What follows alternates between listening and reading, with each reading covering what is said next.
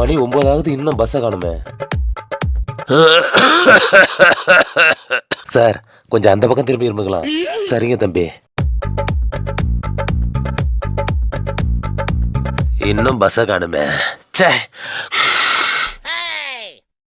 Sir என்ன பண்றீங்க? Sorry தம்பி, கொஞ்சம் சளி அதிகமா இருக்கு, தப்பா எடுத்துக்காதீங்க. அதுக்கு ஏன்டா என் மேல ஸ்ப்ரே அடிக்கிற?